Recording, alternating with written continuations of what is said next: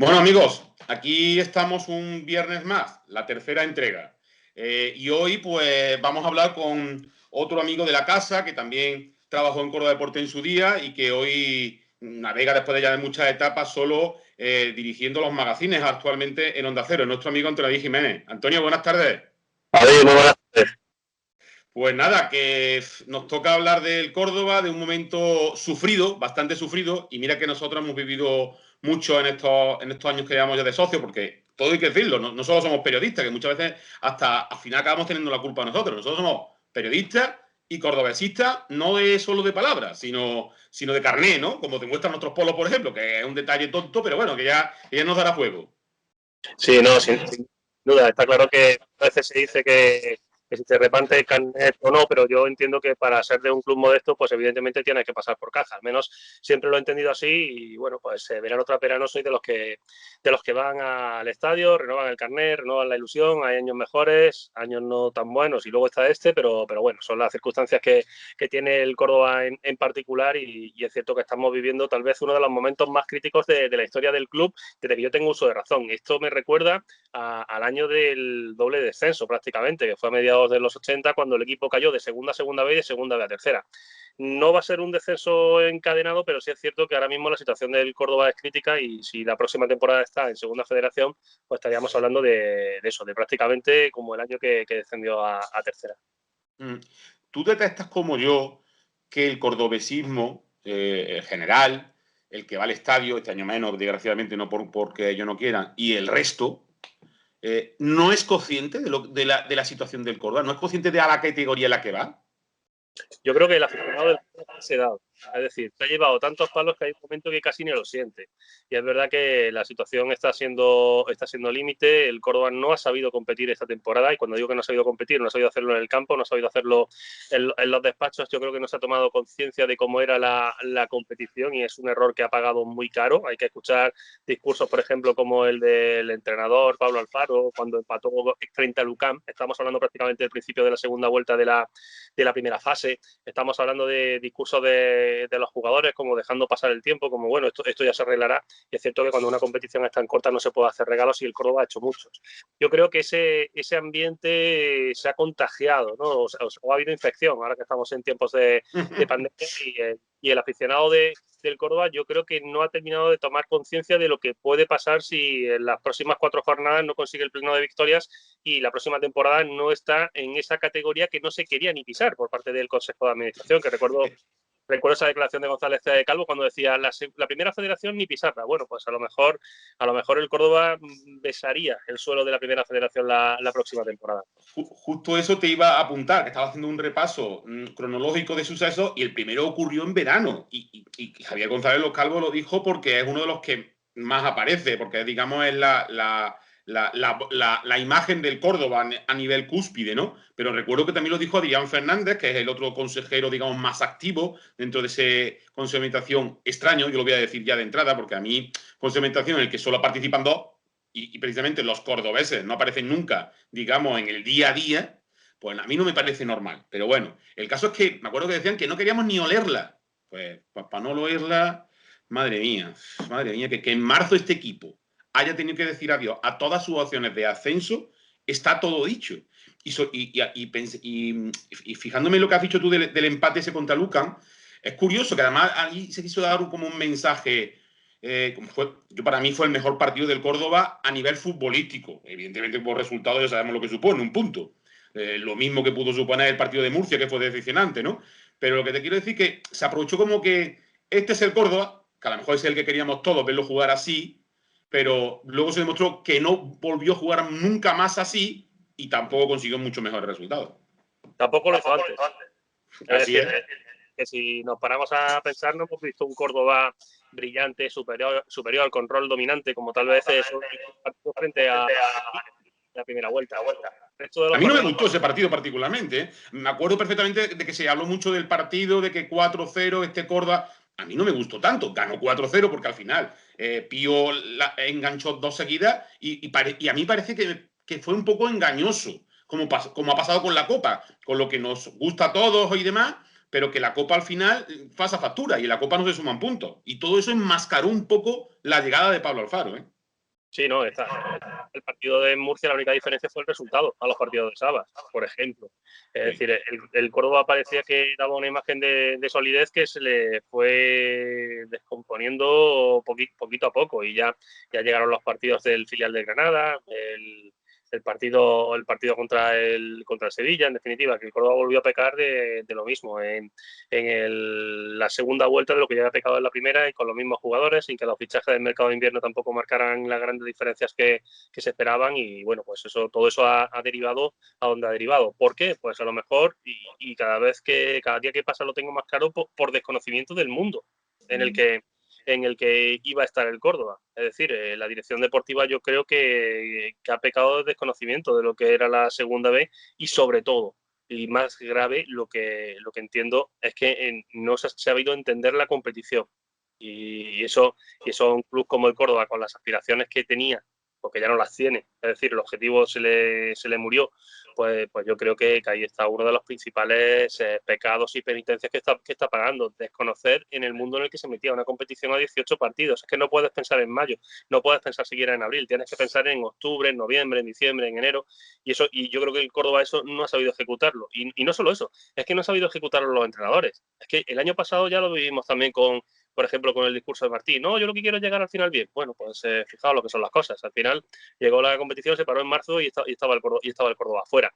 Es decir, yo creo que el año pasado había una lección que no se aprendió, y la de este año incluso ha sido más grave. Espero que la próxima temporada, ya sea en Primera Federación o en Segunda Federación, el Córdoba sí sepa dónde se mete, porque si no sabe dónde se mete, evidentemente se va a pegar otro batacazo, independientemente de que, en teoría, la competición o la liga pueda tener un perfil más bajo para el rol que se le presupone al Córdoba.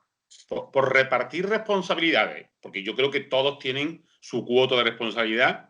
De entrada, yo dejo claro, y lo he expresado en la última semana, tanto en Córdoba Deporte, en nuestros artículos, como en las otras apariciones del blog, para mí los jugadores son los principales protagonistas de este mundo. Sea el Córdoba, el Barça, el Madrid, en segunda el Cartagena, en cualquier categoría y en cualquier deporte, el deportista es el que marca. Pero dicho eso, ¿qué porcentaje de responsabilidad das al club como tal, a la gestión del Consejo de Administración, de los nuevos propietarios, a los que nos dicen que están en Bahrein? Yo no los conozco, ni hasta que no los vea a ellos hablar, pues los tengo que dejar en cuarentena casi todo, aunque se les dé a aparecer por aquí. En la dirección deportiva, los entrenadores, Sabas y Pablo Alfaro, y en último lugar, por seguir la escala, los jugadores. ¿Tú qué porcentaje das, más o menos? No sé si dar un porque me puedo equivocar. Está claro que los que están en el verde son los jugadores, y son a los que les cargaron la responsabilidad a falta de algunas jornadas para el final de la primera fase. También te digo, yo creo que la configuración de la plantilla ha sido deficiente, y eso es responsabilidad de la dirección deportiva, y la elección de los entrenadores ha sido peor, y eso también es responsabilidad de la dirección deportiva.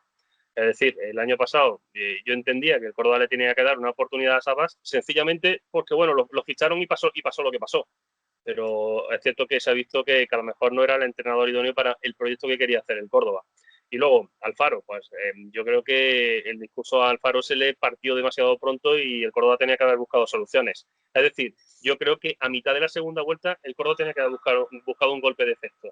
Ahora, en el tiempo de segunda fase y con lo que queda, me resulta muy extraño encontrar soluciones. Primero porque también en la estructura del Córdoba no existe un hombre de la casa. Es decir, lo que en otros tiempos se decía, por poner un ejemplo, Pepe Murcia. Un Pepe Murcia, un Escalante, un hombre que esté en el club y que le diga, bueno, te lo damos, conoces a la ciudad, conoces al equipo. No, te voy a decir uno, ¿eh? Te voy a decir uno que además te va a gustar, porque conozco tu gusto. Ahora mismo, lo más parecido a un hombre de la casa se llama Andrés Apallí de Armada. Sería una posibilidad, conoce el club, pero insisto. Tiene ya el carnet de entrenador para esa categoría máxima. De segunda vez. Tiene el nivel 3, pero yo insisto, es decir, ahora mismo buscar un relevo entre que sale caro y no ofrece garantías, es lógico que digan, bueno, pues tiramos con Alfaro. Otra cosa es que el 10 de mayo Alfaro ya no puede seguir siendo entrenador del Córdoba. O sea, no tiene que dirigir. Tienes claro, ¿no? Ni la sesión de recuperación del último partido de la porque creo que porque creo que no ha encontrado soluciones, porque no he visto un equipo con plan B, porque he visto un equipo que siempre que se ha puesto por delante, al menos en los últimos partidos, no ha sido capaz de cerrarlo en casa. No sabe gestionar los partidos de ninguna manera. No tiene lectura de partido y, sobre todo, ha demostrado que cuando se le ponen por delante no sabe reaccionar y que cuando le empatan... Cuando tú vas por delante tampoco. Entonces, claro, ante todo este tipo de situaciones, yo creo que ha sido un error de la dirección deportiva contar con Alfaro. Porque se ha visto el entrenador idóneo para llevar este tipo de proyectos. Luego, que los jugadores no han estado al nivel, pues seguro.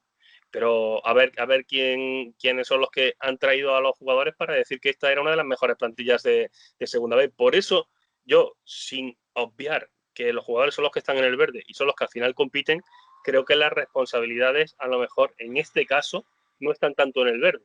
Probablemente estén en el banquillo y probablemente estén en el despacho de la dirección deportiva.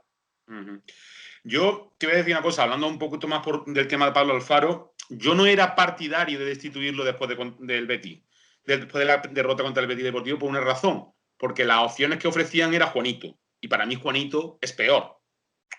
Como opción de conocimiento de la categoría, que está relacionado con lo que has dicho tú a la hora de fichar, por su pasado entrenando, pero claro, se niega, porque fue el que se negó a coger el banquillo, ¿no? Esto hay que dejarlo muy claro, porque lo señalaron a EPA que se pusiera de entrenador. Creo que hizo bien en negarse, lo digo desde el prisma individual y egoísta suyo, ¿no? Porque si tú vas al banquillo ibas a durar menos todavía. Pero sí que creo, Antonio, no sé cómo lo ves, que sí habría que haberlo destituido esta semana Alfaro por una razón. Y es porque más de medio vestuario no cree en él, en esos métodos que tú has dicho. Entonces, cuando tus propios trabajadores en tu empresa, que esto es una empresa, no hay que olvidarlo, no creen en ti, hay que buscar algo. Estoy de acuerdo contigo que fuera no, porque tiene un coste y para 4 jornadas es absurdo porque no le da tiempo a conocer, pero que la solución estaba en casa en el sentido, sin tener ese hombre de la casa, como hemos hablado, estoy de acuerdo contigo, en simplemente hacer un cambio e intentar reactivar, hacer reaccionar los resortes, aunque sea poner a Germán Crespo, ¿me entiendes? Por un cambio, porque los jugadores digan, pero bueno, ¿y este quién es? Aquí viene cuando... Creo que es mi opinión por lo que había que hacer el cambio. Ahora ya que no se ha hecho, no creo que se vaya a hacer después del Cádiz. Se gane, o se pierda, o se empate, que esa es otra cuestión que yo a día de hoy te puedo asegurar, es que porque más que intento verlo, que es un equipo que quedan 12 puntos en juego y solo está a 11, o sea, tiene una posibilidad, es imposible, el Cádiz no se juega nada. Pues yo no veo al Córdoba ganando en la matinal del domingo en Cádiz, fíjate lo que te digo. Primero vamos a ver si sopla el Levante, no estamos hablando de la chirigota del Lobe, no estamos hablando de eso ahora, pero sí creo que el Córdoba juega contra un equipo que no es que no se juegue nada, a mí esa terminología no la compro, pero sí es un equipo con jugadores jóvenes que están en el escaparate y que jugar contra un equipo como el Córdoba los pone en el escaparate. Entonces, independientemente de que puedan proyectarse a su primer equipo, ellos están compitiendo para ellos mismos. Y en una situación de tramo final de temporada, probablemente ese tipo de futbolistas sea muy peligroso. Que no pueden o tienen muy poquitas opciones de estar en primera federación, les da igual. Al fin y al cabo, su trabajo lo han hecho, no van a pasar los apuros de poder descender a tercera federación, ya cumplieron en el partido frente al Recre y tal vez ese tipo de rival sea mucho más peligroso para el Córdoba. El Córdoba tiene que salir a hacer su partido, olvidarse de si juega a las 12 de la mañana, si juega contra un equipo B que tan mal se le han dado, sencillamente salir a jugar el partido, incluso olvidarse del entrenador, los 11 que pongan, que intenten jugar el partido y sin pensar en la clasificación. Ya sé que es muy fácil decirlo desde fuera, pero yo creo que como el Córdoba o los jugadores del Córdoba entren al campo pensando, tenemos que ganar, porque si tenemos que ganar los 4 partidos que nos quedan. No, pensarlo tiene que pensarlo. Claro, no, pero cuando entren en el campo, en este caso, olvidarse de la calculadora y dedicarse a jugar. Yo sé que es muy complicado, porque este equipo ha estado presionado desde que se vio que no estaba donde se le esperaba. Pero si el Córdoba no hace eso en un partido tan peligroso como el del Cádiz B, e insisto, el Cádiz B, sus jugadores sí compiten para ellos mismos, eso el Córdoba le puede pasar factura y no precisamente de las baratas ni de las buenas. ¿Cómo viste el movimiento porque hay una diferencia de este post partido de derrota en el Arcángel este lunes a la de hace 3 lunes. Entonces hubo comparecencia multitudinaria, fue el martes, esta vez no lo ha habido esta semana. Digamos que oficialmente la comunicación ha sido la inacción. Es como si no hubiera pasado nada. Si los periodistas no estuviéramos para llamar y decir que hay, pues podría haber pasado desapercibido todo, ¿no? Pero lo que te quiero decir es, ¿tú cómo gestionaste o cómo digeriste el mensaje que nos dieron desde el club, el oficial, de hace 3 lunes, y en el que incluía que la dirección deportiva había presentado la dimisión y que el propio club no la acepte? ¿Tú eso cómo lo ves de cara al futuro? Y si no sé si decirte si te lo crees, pero ¿tú crees que fue así real o eso fue el mensaje que quisieron dar? Eso lo sé. Valenzuela, González Calvo, los miembros del Consejo de Administración y el ser superior que está en los cielos. Es decir, es el superior, sí. Pero Alá, ¿no? O Alá, o Buda, o Dios, o Jehová, en fin, cualquiera de ellos. Ahora, o Zeus, si nos ponemos Júpiter. Pero bueno, volviendo a lo del Córdoba, yo creo que tal vez González Calvo salió después del partido del Betis porque al fin y al cabo era la consumación del fracaso y tenía que haber una explicación oficial. Se hizo 48 horas después, intentaron que hubiera un poquito de luto / duelo y luego salió a hablar. ¿Que Juanito y Valenzuela pusieron el cargo a disposición? Pues si es así, teniendo en cuenta que no han cumplido con el objetivo de la temporada, el Consejo de Administración del Córdoba lo tenía que haber aceptado. Porque al fin y al cabo a ellos se les hace un encargo y el resultado no ha salido. Y no ha salido en mayo. No ha salido porque se falle un penalti en la tanda de penaltis del 23 de mayo en el partido del playoff. El Córdoba no ha sido capaz de entrar en la segunda fase cuando se le presume que tenía una de las mejores plantillas de la temporada. Ahora, que no hablen y que guarden silencio, pues hasta cierto punto creo que es lo normal. Es decir, la competición está en curso, han dicho que va a seguir Pablo Alfaro hasta el final. Otra cosa es que el resultado deja al Córdoba tiritando, que es lo que le ha pasado. Pero si no va a haber ningún tipo de movimiento,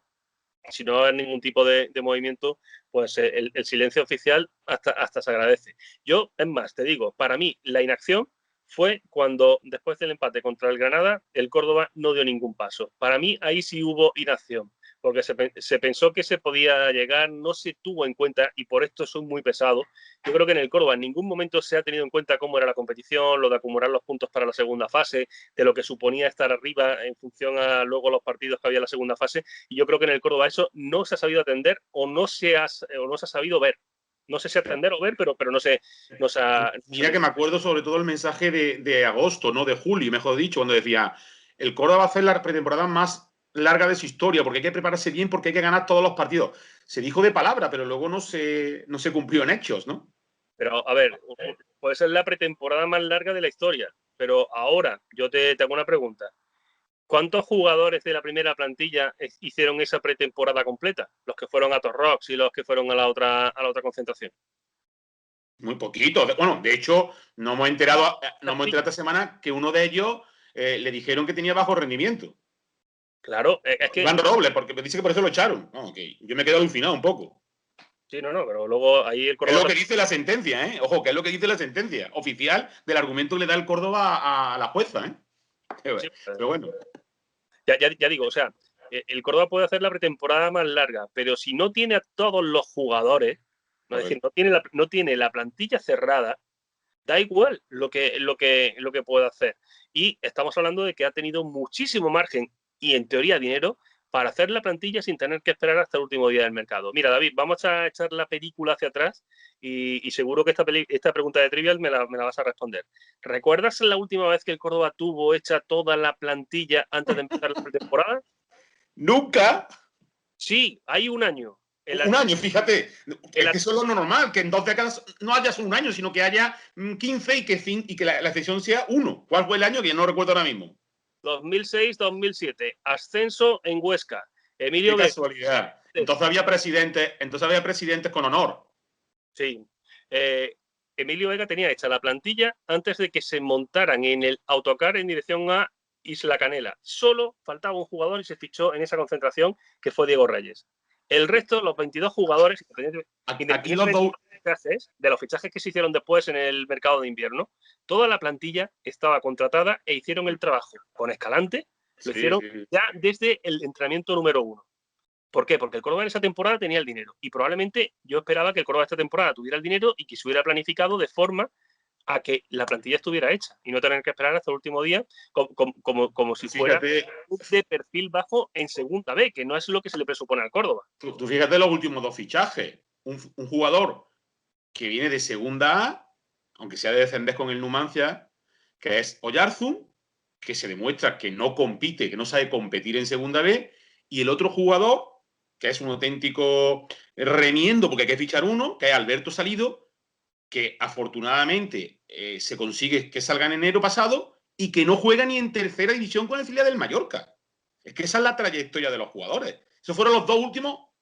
Se dice refuerzo, pero reforzar es cuando se refuerza algo. Es decir, un término que sé que a ti te gusta mucho. Ha remontado. Remontar es cuando se supera, no cuando vas perdiendo 0-2 y pones 2-2. El remontar es el 3-2. Pues el refuerzo es que te da un salto de calidad. Es lo que responde al topicazo que siempre dicen de no, pero no vamos a fichar por fichar, ¿eh? Vamos a fichar si el jugador, pues aquí se ha fichado por fichar, pero mucho, ¿eh?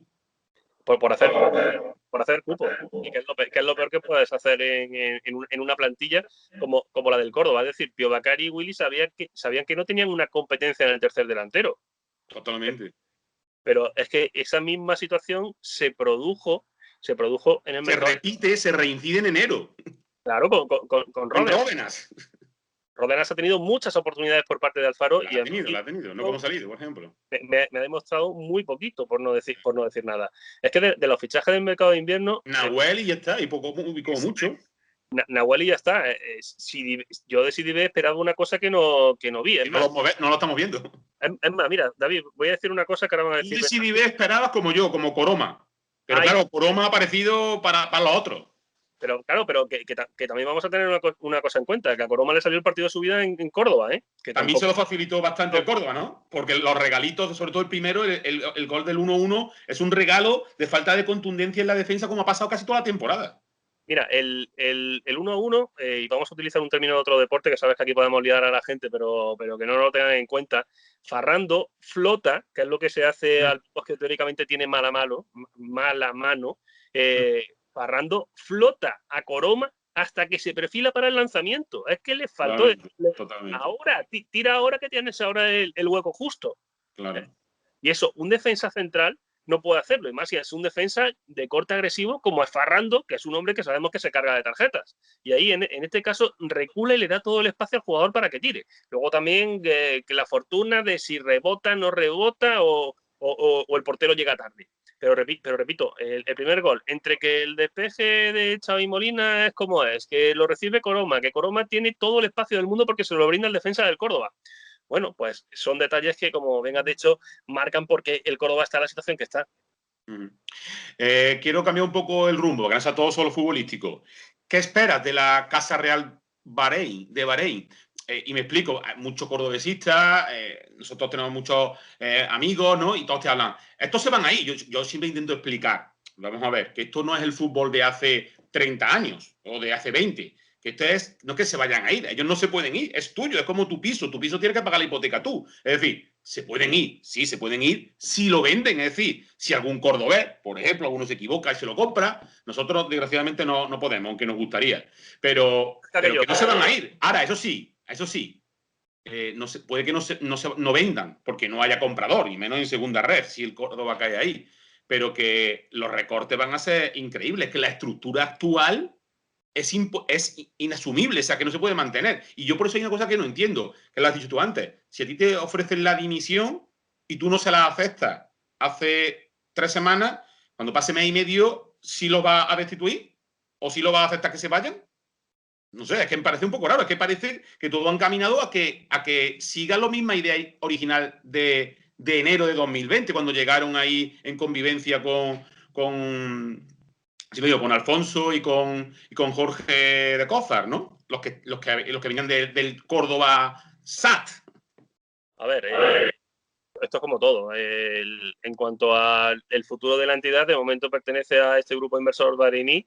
Yo supongo que si no quisieran seguir en el Córdoba, darían una opción de que alguien se pudiera hacer con el control de la sociedad anónima. En principio, esta sociedad anónima no es tan deficitaria como la anterior. No voy a entrar en temas judiciales porque si no estaríamos durante años o incluso siglos. Así que me quedo solo en el hecho de que esta sociedad anónima pues tendría un proceso de negociación distinto y supongo que más baratito en relación a lo que... Sobre todo si caes a la cuarta categoría nacional, que es lo peor. Claro, eso por ahí. En cuanto a los señores Juanito y Valenzuela, yo estoy convencido que si presentaron la dimisión cuando el Córdoba todavía tenía opciones de clasificarse para la segunda fase con vistas al ascenso a segunda división, ahora si el Córdoba no consigue acceder, que no ascender a primera federación, este término bien matizado. Hay que dejarlo claro. Si el Córdoba no lo consigue, yo supongo que serán los primeros al día siguiente que van a presentar la dimisión al Consejo de Administración del Córdoba, como diciendo, señores, no hemos cumplido tampoco el segundo de los objetivos o el objetivo sobre la marcha que se planteó. Pero, ya digo, eso estará en sus cabezas y luego ver qué decisión toma el consejero delegado del Córdoba, que yo creo que tiene que entender que en el mundo del fútbol no es como en un bufet de abogados, que él sabrá y no lo pongo en duda ni muchísimo menos, de temas jurídicos. Juntos, evidentemente. No voy a pisar ni un campo de minas ni lo voy a poner, Dios me libre. Pero lo que sí tengo claro es que si hay un proyecto que no ha funcionado en lo deportivo, se tienen que buscar soluciones. Pero eso pasa, yo te diría que en el 90% de los clubes del mundo, independientemente que sean de la Premier o de la quinta categoría de China.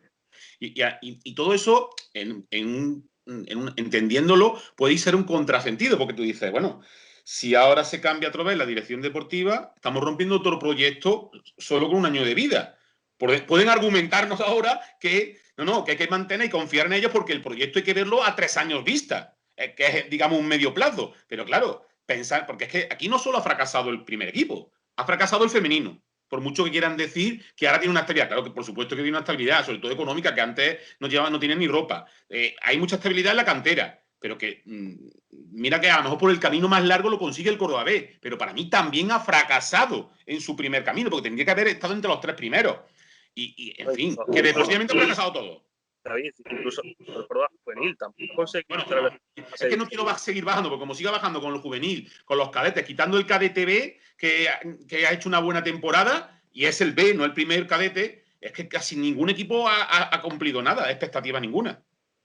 Por eso mismo, y ahí es uno de los grandes problemas del Córdoba, es decir, que se hablaba de potenciar la cantera y lo cierto es que el proyecto de la cantera se ha quedado en un esquema de folio. Totalmente. Es decir, ahora mismo el Córdoba no tiene una cantera que digas, tiene una promoción de jugadores fiable o para la esperanza. No la tiene. El equipo B, al fin y al cabo, han sido muchos jugadores traídos desde fuera para potenciar al equipo B. Es decir, para hacer un caladero con vistas al primer equipo, en el caso de necesidad, es decir, jugando con lo que te ofrece la competición y con jugadores que probablemente hubieran dado el salto cualitativo, pero es decir, a lo mejor no hubieran adoptado tanto o acusado tanto el salto de una categoría a otra. Pero ya digo, si te paras a pensar, ninguno de los 4 equipos bandera del Córdoba lo ha conseguido. En cuanto a lo del femenino, pues mira, yo creo que es cierto que se puso un objetivo demasiado alto de mi punto de vista y yo creo que ahí le ha condicionado la presión. Entiendo, es decir, el Córdoba femenino hablaba de luchar por el ascenso y a lo mejor si no hubiera tenido esa cota tan importante, pues con haber dicho que se intentaría meter entre los 4, hubiera gestionado mejor los últimos partidos y no lo hubiera podido. Para mí, ya que estás hablando del femenino y sé que no tiene tanta relevancia como los otros para el cordobesismo en general, se comete un grave error en el femenino. Igual que en el primer equipo. Y lo has dicho de refilón. Sabas, por mucho que haya pandemia y que sea una auténtica mala suerte que llega, no debuta, para mí Sabas no tenía que haber empezado la temporada, porque Sabas es un entrenador que puede servir como revulsivo. Para empezar la temporada, no. Y eso hay muchos ejemplos en el fútbol nacional. Y en segundo lugar, el femenino, ya que estaba hablando con él, para mí el error es fichar a Ariel Montenegro. O sea, Ariel Montenegro es un gran cordobesista, porque es una persona que vino aquí hace muchos años a esta ciudad, sabe lo que es defender la blanquiverde, pero eso no significa que sepa gestionar un vestuario femenino. su experiencia era nula en ese caso. Y creo que eso también ha afectado mucho al rendimiento del femenino, aparte de las presiones de las que tú has hablado. Pero bueno, en realidad, por mucho que hablemos tú y yo, no vamos a solucionar esto. Te quiero hacer una pregunta para finalizar ya, ¿no? Que fíjate que llevamos hasta poquito rato y vamos ya por media hora cerca. Dame tu quiniela. Tu quiniela, no de cómo va a quedar el Córdoba este domingo, sino para ser realista, porque ahora se está vendiendo el mantra de que que el Córdoba va a hacer un pleno, que como depende de sí mismo, si ganan los 4 partidos, va a estar el año que viene en primera red, ¿vale? Que es el mismo mantra, el mismo que se vendió hace 3 meses o 2 meses y medio cuando quedaban 4 para el final. Linares, Murcia, Ejido y Betis B. Si tú has ganado, como ha ganado el Córdoba, 8 partidos de 20, yo desde mi punto de vista es muy complicado hacer un pleno de 4 de 4 como se pretende ahora. ¿Tú cuántos puntos dices que va a conseguir? Y cuando casi este mes hacemos otra tertulia de las nuestras. Y a ver quién es el que más o menos se ha acercado. Es decir, de los 12, ¿cuántos crees que va a sacar? Creo que aceptó ante la Comunión. O una alineación de Pablo Alfaro, ¿no? Ahí está la cosa. La verdad que no lo sé, me gustaría decirte 12. Pero la realidad me dice que yo creo que el pleno no va a conseguirlo. La versión más optimista es que puede sacar 10 puntos. La más optimista. No sé si con eso le dará. Pero fíjate que 10 puntos sería bastante bueno, 3 victorias y un empate, y puede que no le dé, porque el empate ese evidentemente no puede ser contra la Balona. Claro, estoy intentando ser generoso, porque yo repito, es que el Córdoba no puede hacer una cuenta de 4, el Córdoba tiene que hacer la cuenta del siguiente partido. Sí. El Córdoba tiene que hacer la cuenta del siguiente partido. Eso hay que ser cholista en este caso, eso es evidente, pero bueno. O Jim Balbano, que fue el de la frase, pero bueno, esto ya son otros detalles. Bueno, tú dices 9, yo digo que saca 8. Y creo que estamos siendo generosos los dos. Fíjate lo que te digo. Pero bueno, allá por finales de mayo nos emplazamos y lo vemos, ¿vale? Y sobre todo entonces tendremos más juicio de valor a ver lo que pasa. Sí, incluso a mediados que esto termina el 9, o sea, que imagínate. No, pero si es por darle tiempo, ¿no? Porque pasen los lutos, eso como tú has dicho antes, y que nos presente lo que se va a hacer el año que viene en segunda red o en primer red. Yo espero que los dos nos equivoquemos, que tengamos que pedir perdón, y yo lo digo, y saquemos el chapó por los futbolistas porque son los que habrán podido sacar. Porque para mí son los que tienen que dar el paso adelante y decir, somos el Córdoba, llevamos este escudo, el que besan mucho cuando meten goles y esas cosas, ¿no? Y bueno, y que al final a los que más le duele es a todos los que nos estáis viendo ahora mismo, al cordobesismo, y a los que hemos sentido este escudo, que antes de ser periodistas en radio, en prensa escrita o en televisión, hemos sido abonados. Y seguimos siéndolo sin utilizar el carnet, fíjate. Sí, además que este año se utiliza menos todavía, pero yo voy a hacer una confesión. Yo lo primero que hago cada año es ver el número. O sea, yo también, para ver cómo progresamos, ¿no? Ahí vamos, a ver ¿Por cuál va? Lo tiene el número de atrás ahora mismo, ¿eh? 376. Yo sé que tu memoria es más infinita que la mía. Y además me ganas en eso ya.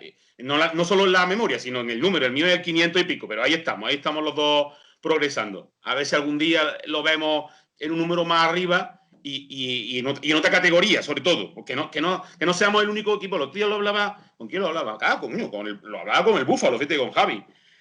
Moreno, que le está yendo bastante bien en el Egea, por cierto, ¿no? Que ya tiene esa cuota de segunda B. Que es que cualquier equipo, cualquier club que en los últimos años ha subido a primera, ahí ha estado, unos añitos. El Eibar, que ahí sigue, aunque lo esté pasando bastante más, el Leganés, el mismo Huesca. Pero es que nosotros, el Córdoba pasó un año y hasta luego y gracias, ¿no? Y así se ha demostrado cómo son los proyectos en este club, ¿no? Que son efímeros, desgraciadamente. Fue un proyecto. No fue el proyecto, es que era el antiproyecto. Sí, salió lo que salió y luego no se supo aprovechar la oportunidad. Es decir, tú a lo mejor puedes tener un momento de suerte, pero después de esa suerte tienes que trabajarla. Y creo que el Córdoba de aquella temporada no supo trabajar la suerte, la competitividad, como se quiera verlo del playoff de Murcia y Las Palmas. Pero una vez que te abren esa puerta, hay que cambiar, tío. Haz como uno ocupa, y que no estoy aquí haciendo un llamamiento al movimiento ocupa, pero tú te metes en primera y ahora que te saquen como puedan. Que te saquen de ahí, claro. Que es que allí otro de los errores fue entonces mantener al entrenador, o sea, porque te ha ascendido, tienes que mantener. No, si el Chapi Ferrer estaba claro que no, que no era el entrenador. Pasa que pasará la historia como que fue el entrenador que estuvo en el ascenso del Córdoba, pero fíjate lo que duró. Para mí, un entrenador que baja una concentración, una pretemporada de verano, que no hay partido ni nada, y los entrenamientos son a puerta cerrada, a mí ya me está diciendo bastante de cómo es entrenador. Que evidentemente no entrena, pero bueno, ¿qué vamos a decir?